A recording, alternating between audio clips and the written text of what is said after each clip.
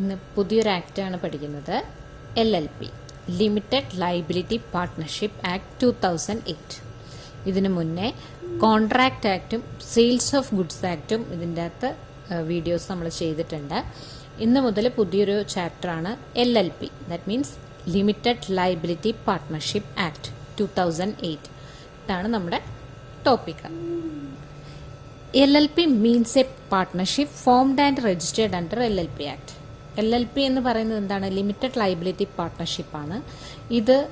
ഇതൊരു type of partnership ആണ്. ഇത് ഫോം ചെയ്യുന്നതും രജിസ്റ്റർ ചെയ്യുന്നതും എന്തിലായിരിക്കും? LLP Act 2008 പ്രകാരമായിരിക്കും ഇത് ഫോം ചെയ്തതും രജിസ്റ്റർ ചെയ്യുന്നതും. LLP is the combination of both partnership and corporation. പാർട്ട്ണർഷിപ്പിന്റെയും കോർപ്പറേഷന്റെയും ഒരു കോമ്പിനേഷൻ ആയിട്ടാണ് ഇത് വരുന്നത്. ഇത് ടൈപ്പ് ഓഫ് പാർട്ട്ണർഷിപ്പ് തന്നെയാണ്. ഈ പറയുന്ന പാർട്ട്ണർഷിപ്പിന്റെയും കോർപ്പറേഷന്റെയും എല്ലാ ഫീച്ചേഴ്സും LLPയിൽ ഉണ്ട്. Okay, this form of organisation would be quite useful for small and medium enterprise in general and for the enterprise in service sector in particular. ഈ പറയുന്ന LLP എന്ന് പറയുന്നത് നോർമലി നമ്മൾ യൂസ് ചെയ്യുന്നത്, അല്ലെങ്കിൽ നോർമലി നമുക്ക് ഒരു സ്മോൾ ആൻഡ് മീഡിയം എന്റർപ്രൈസസിലൊക്കെ ആകുമ്പോഴാണ് LLP പ്രകാരം നമുക്ക് ചെയ്യാൻ പറ്റുന്നത്. Okay, more suitable for small and medium time enterprises ആണ്. ഓക്കെ, ദെൻ LLPന്റെ ആക്ട് എന്ന് പറയുമ്പം എല്ലാ LLPയും ഗവേൺ ചെയ്തിരിക്കുന്നത് അണ്ടർ ദ LLP ആക്ട് 2008 ആണ്. ഇന്ത്യയിൽ ഈ LLP ഇൻട്രൊഡ്യൂസ് ചെയ്തിരിക്കുന്നത് ഏപ്രിൽ 2009 ഈ ആക്ട് വോൾ ഓഫ് ഇന്ത്യയിൽ ആപ്ലിക്കബിൾ ആണ്. ഓക്കെ, ഈ ആക്ടിൻ്റെ അകത്ത് അല്ലെങ്കിൽ ഈ 2008 എന്ന് പറയുന്ന LLP ആക്ടിൽ 14 chapters with 81 sections and 4 schedules ആണ് ഉള്ളത്. 14 ചാപ്റ്റേഴ്സും 81 സെക്ഷൻസും 4 ഷെഡ്യൂൾസും ആണ് ഉള്ളത്. ഓരോ ഷെഡ്യൂളും എന്താണ് അതിൻ്റെ അകത്ത് ഉള്ളതെന്ന് ജസ്റ്റ് ഒന്ന് നോക്കി പോകാം. ഫസ്റ്റ് ഷെഡ്യൂളിലാണ് provisions regarding matters relating to mutual rights and duties of partners. പാർട്ട്നേഴ്സിന്റെ മ്യൂച്വൽ റൈറ്റ്സും ഡ്യൂട്ടീസും ഒക്കെ അടങ്ങുന്ന പ്രൊവിഷൻസ് പറയുന്നത്, അല്ലെങ്കിൽ LLPന്റെ റൈറ്റ്സും ഡ്യൂട്ടീസും പറയുന്നത്, അല്ലെങ്കിൽ in case of absence of any agreement ഒന്നും ഇല്ലാത്ത സാഹചര്യത്തിൽ അവരെന്ത് ചെയ്യണം, ഈ പറയുന്ന കാര്യങ്ങൾ ഷെഡ്യൂൾ 1ന്റെ അകത്താണ് പറഞ്ഞിരിക്കുന്നത്. അതായത് LLP ആക്ട് 2008 ഷെഡ്യൂൾ 1ന്റെ അകത്ത് പറഞ്ഞിരിക്കുന്നത് duties and rights of partners, അല്ലെങ്കിൽ LLP, അല്ലെങ്കിൽ എന്താണ് അങ്ങനെ ഒരു സച്ച് എഗ്രിമെന്റ് അവിടെ ഇല്ലാത്ത ഒരു സാഹചര്യത്തിൽ എന്ത് ചെയ്യണം, ഈ പ്രൊവിഷൻസ് ആണ് ഫസ്റ്റ് ഷെഡ്യൂളിൽ പറഞ്ഞിരിക്കുന്നത്. സെക്കൻഡ് ഷെഡ്യൂളിലാണെങ്കിൽ conversion from firm into LLP, how we convert ഫേമിനെ എങ്ങനെ LLPയിലേക്ക് കൺവേർട്ട് ചെയ്യാം. കൺവേർഷൻ ദെൻ തേർഡ് ഷെഡ്യൂൾ പറയുന്നത് conversion from company into LLP, and fourth schedule പറയുന്നത് conversion from unlisted company into LLP.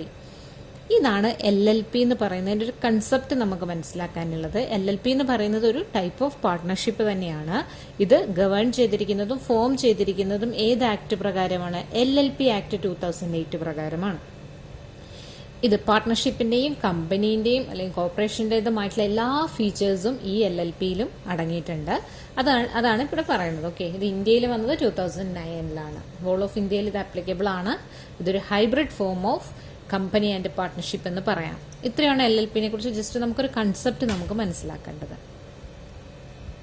Next LLP ആക്ടിന്റെ ഒരു features നമുക്ക് നോക്കാം. ഈ ഫീച്ചേഴ്സിലൂടെ നമ്മൾ പോകുമ്പം നമുക്ക് ഏകദേശം LLP എന്താണെന്നോ അതിന്റെ ഫുൾ ഐഡിയാസ് നമുക്ക് കിട്ടും. ഓക്കെ, അപ്പോൾ ഫീച്ചേഴ്സിൻ്റെ അകത്ത് ഫസ്റ്റ് ഫീച്ചർ പറയുന്നത് ലീഗൽ എൻറ്റിറ്റി ആണ്. ഇതിന് സെപ്പറേറ്റ് ആയിട്ടുള്ള ലീഗൽ എൻറ്റിറ്റി ഉണ്ട്. Okay, LLP has it's on separate legal entity. ഇങ്ങനെ സെപ്പറേറ്റ് എൻറ്റിറ്റി ഉള്ളത് കൊണ്ട് തന്നെ ഇതൊന്നിനെയും ഡിപ്പെൻഡ് ചെയ്തിട്ടല്ല ഇരിക്കുന്നത് അല്ലെ, ഇതിനൊരു സെപ്പറേറ്റ് ആയിട്ടുള്ള ലീഗൽ എൻറ്റിറ്റി തന്നെയാണ് ഉള്ളത്. സെക്കൻഡ് വൺ പറയുന്നത് കണ്ടിന്യൂസ് എക്സിസ്റ്റൻസ് ആണ്. It shall have perpetual succession എന്ന് പറയും. എന്താണ് ഇത്? കണ്ടിന്യൂസ് എക്സിസ്റ്റ്, ഇത് തുടർച്ചയായിട്ട് പോയിക്കൊണ്ടിരിക്കും. ഇത് ഇപ്പം ഇൻ കേസ് ഓഫ് പാർട്ട്നേഴ്സിന്റെ എന്താ പറയുക, എന്തെങ്കിലും ചേഞ്ച് കൊണ്ടോ, അല്ലെങ്കിൽ അവരുടെ ഒരാളുടെ ഡെത്ത് കൊണ്ടോ, അല്ലെങ്കിൽ അവരൊരാൾ റിസൈൻ ചെയ്യുന്നുണ്ടോ, പുതിയൊരു പാർട്ട്ണർ എൻ്റർ ചെയ്യുന്നുണ്ട്, എന്ത് ചേഞ്ച് പാർട്ട്നേഴ്സിൽ ഉണ്ടെങ്കിൽ പോലും ഇതിന്റെ കമ്പനി, ഇതൊരു ഫേമിന്റെ പ്രവർത്തനത്തെ ഇത് ബാധിക്കുന്നില്ല. ഫേം എന്ന് പറയുന്നത് കണ്ടിന്യൂസ് ആയിട്ട് അത് പോയിക്കൊണ്ടിരിക്കും. ഓക്കെ, ഫേം എന്നത് കണ്ടിന്യൂസ്. അതിൻ്റെ അകത്ത് പാർട്ട്നേഴ്സ് എന്താ പറയുക, അതിൻ്റെ അകത്ത് മാറ്റങ്ങൾ ഉണ്ടെങ്കിലോ അവരുടെ എന്ത് കാര്യങ്ങളും ഇതിൻ്റെ അകത്ത് എഫക്ട് ചെയ്യുന്നില്ല. ഇതൊരു കണ്ടിന്യൂസ് എക്സിസ്റ്റൻസ് ആയിട്ട് പോയിക്കൊണ്ടിരിക്കും. തേർഡ് പറയേണ്ടത് നമ്പർ ഓഫ് പാർട്ട്നേഴ്സ് ആണ്. അപ്പോൾ LLP എന്ന് പറയുന്ന ആ പാർട്ട്ണർഷിപ്പിൻ്റെ അകത്ത് എത്ര മിനിമം നമ്പർ ഓഫ് മെമ്പേഴ്സ് വേണം? 2 മെമ്പേഴ്സ് ആണ്. പാർട്ട്ണർഷിപ്പ് പോലെ തന്നെ 2 മെമ്പേഴ്സ് ആണ് മിനിമം വേണ്ടത്. No maximum limit. അവിടെ മാക്സിമം ലിമിറ്റ് ഒന്നും പറയുന്നില്ല. ഇനി അതിൻ്റെ അകത്ത് വേണ്ട ഒരു പ്രത്യേകത എന്താണെന്ന് വെച്ചാൽ at least 2 individual as designated partner. എത്ര പാർട്ട്ണർ ഉണ്ടോ അതിൻ്റെ അകത്ത് അറ്റ്ലീസ്റ്റ് 2, 2 പേര് നിർബന്ധമായിട്ടും എന്തായിരിക്കണം? ഡെസിഗ്നേറ്റഡ് പാർട്ട്ണർ ആയിരിക്കണം. ആ 2 ഡെസിഗ്നേറ്റഡ് പാർട്ട്ണറിൽ അറ്റ്ലീസ്റ്റ് 1 എന്ന് പറയുന്നത് റെസിഡന്റ് ആയിട്ടുള്ള ഒരു വ്യക്തി ആയിരിക്കണം. എന്താണ് റെസിഡന്റ് ആവുക എന്ന് പറയുന്നത്? പ്രീവിയസ് ഇയറിൽ അല്ലെങ്കിൽ പ്രൊസീഡിംഗ് ഇയറിൽ 182 ഡേയ്സ് ഇന്ത്യയിൽ ഉണ്ടാവുക എന്നുള്ളതാണ് അല്ലെ. അങ്ങനെ ഉള്ള ഒരു റെസിഡന്റ് ആയിട്ടുള്ള ഒരു വ്യക്തി ഒരു ഡെസിഗ്നേറ്റഡ് പാർട്ട്ണറായിട്ട് നിർബന്ധമായിട്ടും ആ പാർട്ട്ണറിൽ, അതായത് LLP തുടങ്ങുമ്പോൾ എത്ര പാർട്ട്നേഴ്സ് ഉണ്ടോ, മിനിമം 2 പേര് വേണം. എത്ര പാർട്ട്നേഴ്സ് ഉണ്ടോ അതിൻ്റെ അകത്ത് at least 2 as a designated partner ആയിരിക്കണം. ആ ഡെസിഗ്നേറ്റഡ് പാർട്ടിൽ അറ്റ്ലീസ്റ്റ് 1 എന്ന് പറയുന്നത് റെസിഡന്റ് ആയിരിക്കണം എന്നതാണ് നമ്പർ ഓഫ് പാർട്ട്നേഴ്സ് എന്ന ഫീച്ചറിൽ നമുക്ക് പറയാനുള്ളത്. ദെൻ ഫോർത്ത് വൺ പറയുന്നത് ടൈപ്സ് ഓഫ് പാർട്ട്നേഴ്സ്. പാർട്ട്നേഴ്സ് ഏത് തരത്തിലുള്ള പാർട്ട്നേഴ്സ് ആണ്? ടൈപ്സ് ഓഫ് പാർട്ട്നേഴ്സ് പറയാം. ഇനി ഇൻഡിവിജ്വലിനും ഇതിനകത്ത് പാർട്ട്ണർ ആകാം അല്ലെ. എങ്ങനെയാണെങ്കിൽ ഇനി ഇൻഡിവിജ്വൽ എന്ന് പറഞ്ഞു. ഇനി ഇൻഡിവിജ്വൽ ആണെങ്കിൽ എങ്ങനെയായിരിക്കണം? ഓക്കെ, ഇനി ഇൻഡിവിജ്വൽ എന്ന് പറയുമ്പോൾ shall not be capable of becoming a partner. അതായത് പാർട്ട്ണർ ആവാൻ ഇനി ഇൻഡിവിജ്വൽ മതി. പക്ഷെ ഏത് ഇൻഡിവിജ്വൽസിനാണ് ബിക്കമിങ് എ പാർട്ട്ണർ ആവാൻ കഴിയാത്തതെന്ന് വെച്ച് കഴിഞ്ഞാൽ, ഒന്ന് ഒരു അൺസൗണ്ട് മൈൻഡ് മാൻ ആണെങ്കിൽ, അയാളൊരു അൺസൗണ്ട് മാൻ ആണെങ്കിൽ അയാൾക്ക് ഒരിക്കലും പാർട്ട്ണർ ആവാൻ കഴിയില്ല. അതുപോലെ തന്നെ അൺഡിസ്ചാർജ്ഡ് ഇൻസോൾവെന്റ്, ഒരു ഇൻസോൾവെന്റ് ആയിട്ടുള്ള വ്യക്തിക്കും കഴിയില്ല.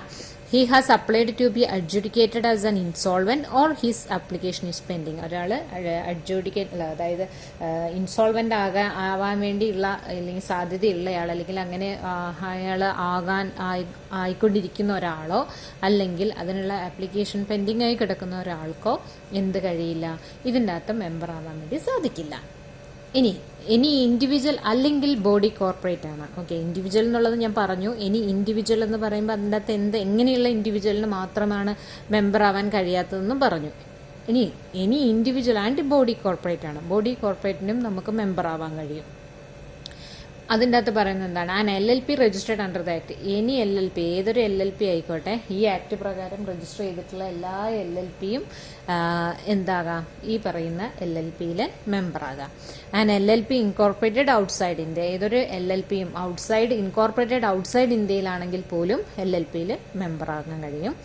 Third one, A company incorporated outside India. ഇനി കമ്പനി ആയിക്കോട്ടെ, അത് ഇൻകോർപ്പറേറ്റഡ് ഔട്ട്സൈഡ് ഇന്ത്യ ആണെങ്കിൽ പോലും എന്താകാൻ കഴിയും? മെമ്പർ ആവാൻ വേണ്ടി കഴിയും. അതാണ് ടൈപ്പ് ഓഫ് മെമ്പറിൽ പറയുന്നത്.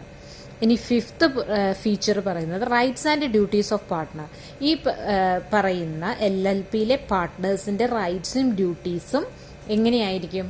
Mutual rights and duties as per agreement ആണ്. അവരുണ്ടാക്കുന്ന എഗ്രിമെന്റ്, അതായത് ഈ പാർട്ട്നേഴ്സ് തമ്മിൽ ഉണ്ടാക്കുന്ന എഗ്രിമെന്റ് പ്രകാരമായിരിക്കും അവരുടെ റൈറ്റ്സും ഡ്യൂട്ടീസും അവരുടെ എല്ലാ കാര്യങ്ങളും ഉണ്ടാവുക. ഇതെന്ന് പറയുന്നത് ഒരിക്കലും LLP ഫേമും പാർട്ട്നേഴ്സും തമ്മിലുള്ള എഗ്രിമെന്റ് അല്ല. അതിൻ്റെ അകത്ത് എത്ര എഗ്രിമെന്റ് ഉണ്ടോ, എത്ര പാർട്ട്നേഴ്സ് ഉണ്ടോ, ആ പാർട്ട്നേഴ്സ് തമ്മിൽ ഉണ്ടാക്കുന്ന എഗ്രിമെന്റ് പ്രകാരമായിരിക്കും ഇവരുടെ റൈറ്റ്സും ഡ്യൂട്ടീസും ഒക്കെ ഉണ്ടാവുക. ഒരിക്കലും അത് ഫേം ആയിട്ടുള്ള ഒരു എഗ്രിമെന്റ് അല്ല. അതാണ് ഇതിൻ്റെ അകത്തൊരു മെയിൻ പോയിന്റ് പറയുന്നത്. ദെൻ സിക്സ്ത് പറയുന്നത് partners as an agent. Partners ആരാണ്? ഏജന്റ് ആയിട്ടാണ് പ്രവർത്തിക്കുന്നത് അല്ലെ. പാർട്ട്നേഴ്സ് ആരുടെ ഏജന്റ് ആണ്? ഫേമിന്റെ ഏജന്റ് ആണ്. ഇവിടെ അതാണ് പാർട്ട്ണർഷിപ്പിന്റെ അകത്ത് പറയുമ്പോൾ പാർട്ട്നേഴ്സ് എഗ്രിമെന്റ് ഉണ്ടാക്കുന്നത് വിത്ത് ഫേം ആയിട്ടാണ്. അതുപോലെ പാർട്ട്നേഴ്സ് ആസ് ആൻ ഏജന്റ് ആർക്ക് ഏജന്റ് ആയിട്ടാണ് പാർട്ട്ണർഷിപ്പിനകത്ത് നിൽക്കുന്നത്? പാർട്ട്നേഴ്സ് തമ്മിൽ അങ്ങോട്ടും ഇങ്ങോട്ടും ഏജന്റ് ആയിട്ടാണ്. പക്ഷേ ഇവിടെ LLPയിലെ ഫേമിന്റെ ഏജന്റ് ആയിട്ട് each and every partner act ചെയ്യുന്നു എന്നുള്ളതാണ്. എന്നാൽ റൈറ്റ്സ് ആൻഡ് ഡ്യൂട്ടീസ് എന്ന് പറയുന്നത് അവരുടെ പാർട്ട്നേഴ്സ് തമ്മിൽ, എല്ലാ പാർട്ട്നേഴ്സും തമ്മിലുള്ള എഗ്രിമെന്റിലാണ് പറയുന്നത്. ആ ഒരു വ്യത്യാസം മനസ്സിലായോ? Rights and duties of partners as per agreement. ആര് പ്രിപ്പയർ ചെയ്യുന്ന എഗ്രിമെന്റ് ആണ്? പാർട്ട്നേഴ്സ് തമ്മിൽ. എന്നാൽ പാർട്ട്നേഴ്സ് ആസ് ആൻ ഏജന്റ് എന്ന് പറയുന്നത് എങ്ങനെയാണ്? ഏജന്റ് ഓഫ് LLP ആയിട്ടാണ് പ്രവർത്തിക്കുന്നത്. ഒരിക്കലും പാർട്ട്നേഴ്സ് അങ്ങോട്ടും ഇങ്ങോട്ടും ഒരു ഏജന്റ് ആയിട്ട് നിൽക്കുന്നില്ല. കാരണം എന്താ, വേറൊരു പാർട്ട്ണറുടെ ലൈബിലിറ്റി ഒരിക്കലും ഏറ്റെടുക്കേണ്ട കാര്യമില്ല. അവിടെ മറ്റൊരു പാർട്ട്ണർ അല്ലെങ്കിൽ വേറൊരു പാർട്ട്ണർ അത് ഏറ്റെടുക്കേണ്ടതോ അല്ലെങ്കിൽ അവരുടെ ഡ്യൂട്ടി ചെയ്യേണ്ടതോ ആയിട്ടുള്ള ആവശ്യമില്ല. നമ്മൾ LLP എന്ന് പറയുന്ന ഫേമിനാണ് അവർ ഏജന്റ് ആയിട്ട് പ്രവർത്തിക്കുന്നത്. Okay. Then 7th point, limited liability. Liability as per അവരുടെ കോൺട്രിബ്യൂഷൻ പ്രകാരമുള്ള ലൈബിലിറ്റി മാത്രമേ അവർക്ക് ഉണ്ടാവുള്ളൂ. ഒരു ആള് കുറച്ച് ലൈബിലിറ്റി അയാൾക്ക് വന്നു എന്ന് വിചാരിച്ച് നമ്മൾ വേറൊരാൾ അത് ഏറ്റെടുത്ത് ചെയ്യേണ്ട ഒരു ആവശ്യം അവിടെ ഇല്ല. ഓരോ പാർട്ട്ണറും, ഈച്ച് ആൻഡ് എവറി പാർട്ട്ണർ എന്ന് പറയുന്ന ലൈബിൾ ഫോർ ദെയർ ഓൺ കോൺട്രിബ്യൂഷനിലായിരിക്കും ഉണ്ടാവുന്നത്. നെയിം ഓഫ് ദ ഫേമിന്റെ നെയിം, അതായത് ഒരു LLP ഫേം ആണെന്നുണ്ടെങ്കിൽ ആ ഫേമിന്റെ പേരിന്റെ ലാസ്റ്റ് LLP എന്നുണ്ടാവണം. പ്രൈവറ്റ് ലിമിറ്റഡ് എന്നൊക്കെ പറയുന്ന പോലെ ആ ഫേമിന്റെ ലാസ്റ്റ് LLP എന്നുള്ള വേർഡ് അവർ ചേർത്തിരിക്കണം.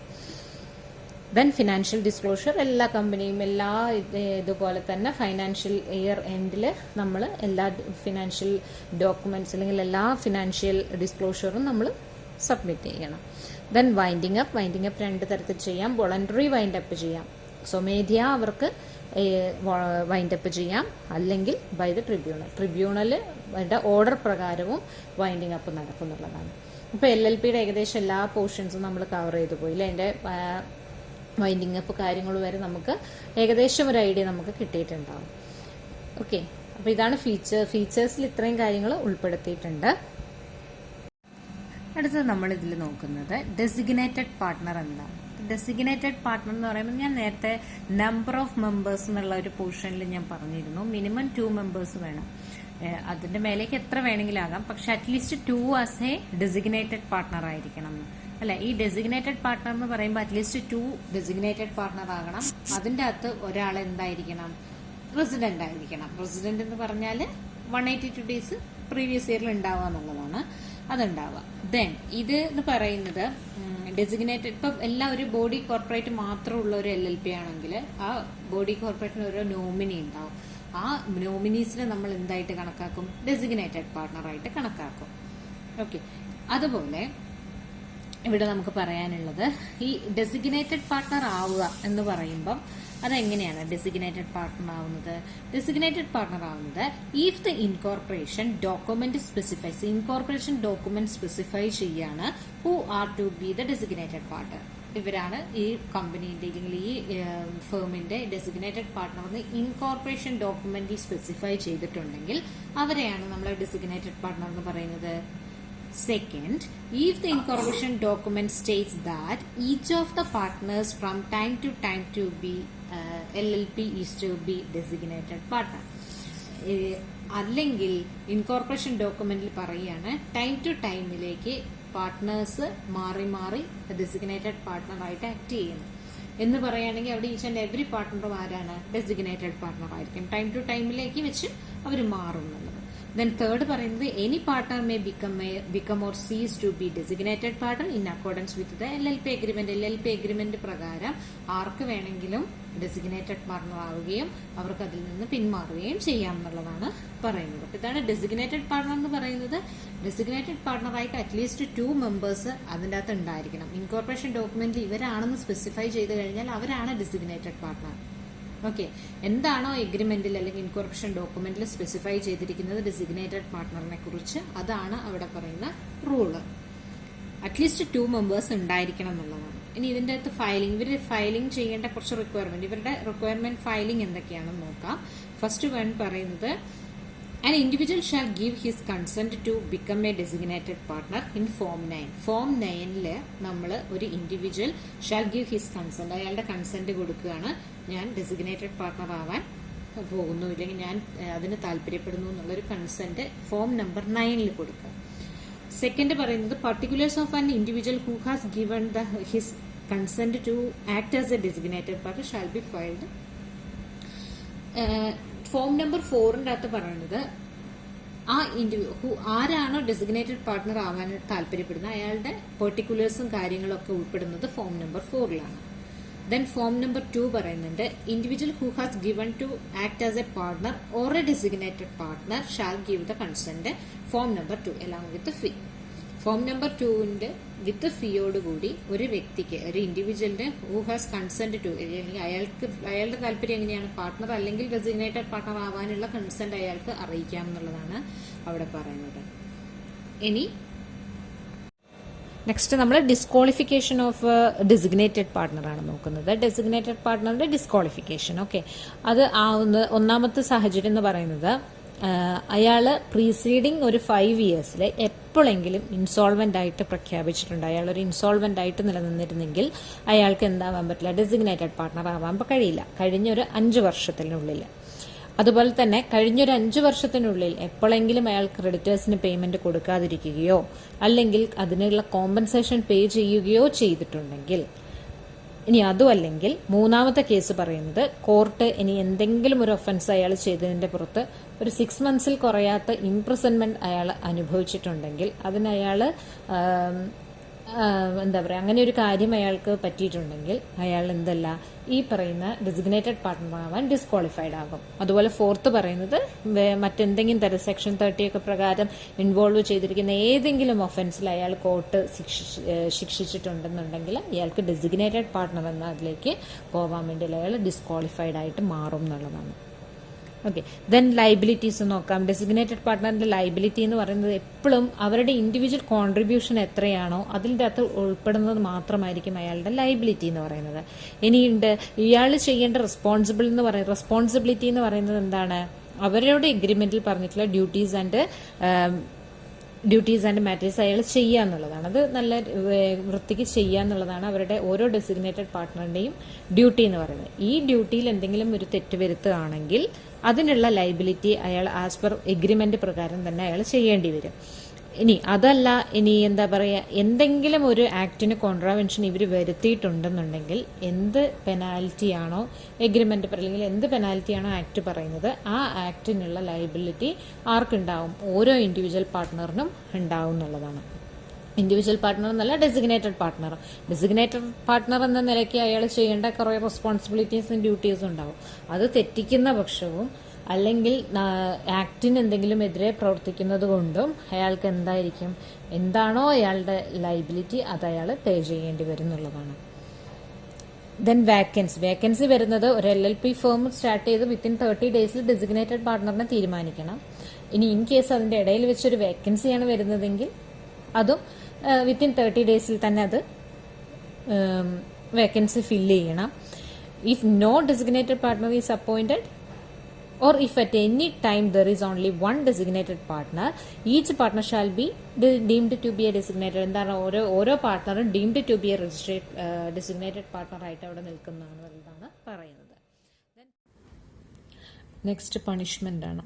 പണിഷ്മെന്റിൽ പറയുന്നത് എന്താണെന്ന് വെച്ചാൽ ഇവിടെ LLP എന്തെങ്കിലും ഒരു സെക്ഷൻ 7 സബ്സെക്ഷൻ 1 എന്തെങ്കിലും ഒരു കോൺട്രാവെൻഷൻ, പ്രൊവിഷനിൽ എന്തെങ്കിലും ഒരു കോൺട്രാവെൻഷൻ വരുത്തിയിട്ടുണ്ടെങ്കിൽ LLP അല്ലെങ്കിൽ and its every partner shall be punishable with fine shall not be less than 10,000 but which may extend 5 lakh. 7 subsection 1 അകത്ത് പറയുന്നത് ഫസ്റ്റ് പറഞ്ഞില്ലേ നമ്മൾ, ഡെസിഗ്നേറ്റഡ് പാർട്ട്ണർ അറ്റ്ലീസ്റ്റ് 2 വേണം, അവർ 30 ദിവസത്തിനുള്ളിൽ നമ്മൾ അപ്പോയിന്റ് ചെയ്യണം, അങ്ങനത്തെ കാര്യങ്ങളൊക്കെ പറഞ്ഞില്ലേ. അപ്പോൾ ആ ഒരു കാര്യങ്ങളിൽ എന്തെങ്കിലും ഒരു കോൺട്രാവെൻഷൻ വരുത്തുകയാണെങ്കിൽ അവിടെ നമ്മൾ ആ ഫേമും പാർട്ട്നേഴ്സും 10,000 രൂപയിൽ കുറയാത്തതും അത് മാക്സിമം പോയാൽ 5 ലക്ഷം രൂപ വരെയുള്ള ഫൈൻ അടയ്ക്കേണ്ടതായിട്ട് വരും. ഇനി സെക്ഷൻ 10 സബ്സെക്ഷൻ 2 പറയുന്നത് LLP contravenes the provision of section 7 subsection 4 subsection 5 and section 8 and section 9 എന്തെങ്കിലും കോൺട്രാവെൻഷൻ വരുത്തിയിട്ടുള്ളതെങ്കിൽ shall not be less than 10,000 and which may extend 1 lakh വരെയുള്ള ഫൈൻ അയാൾ അടയ്ക്കേണ്ടി വരും. അത് ഈ നമ്മളോട് പറഞ്ഞിട്ടുള്ള സാഹചര്യങ്ങളാണ്. ഏതൊക്കെയാണ്, ഈ ഫോമുകൾ ഫില്ല് ചെയ്ത് കൊടുക്കേണ്ടതും പിന്നെ വേക്കൻസി ഫില്ല് ചെയ്യാതെ വരികയോ അങ്ങനെയൊക്കെ എന്തെങ്കിലും വന്നു കഴിഞ്ഞാൽ അയാൾ എങ്ങനെയാണ് 10,000 കുറയാത്തതും അത് മേ ബി എക്സ്റ്റെൻഡ് വോൺ എവിടെ വരെ വരാം 1 lakh വരെയുള്ള പണിഷ്മെന്റ് വരെ അയാൾക്ക് അടയ്ക്കേണ്ടതായിട്ട് വരുന്നുണ്ടെന്നുള്ളതാണ് പണിഷ്മെന്റിൽ പറയുന്നത്. അപ്പോൾ ഈ ഒരു വീഡിയോയിൽ അല്ലെങ്കിൽ ഈ ഒരു സെക്ഷനിൽ നമ്മൾ എന്താണ് LLP എന്നുള്ള ഒരു കൺസെപ്റ്റും അതിൻ്റെ കുറച്ച് ഫീച്ചേഴ്സായിട്ട് ഞാൻ പറഞ്ഞതാണ് ഏകദേശം ഐഡിയ കിട്ടാൻ വേണ്ടി. അതും പിന്നെ എന്താണ് ഡെസിഗ്നേറ്റഡ് പാർട്ട്ണർ എന്നുള്ളതും നമ്മൾ നോക്കിക്കഴിഞ്ഞു. ബാക്കി നമുക്ക് നെക്സ്റ്റ് വീഡിയോയിൽ നോക്കാം.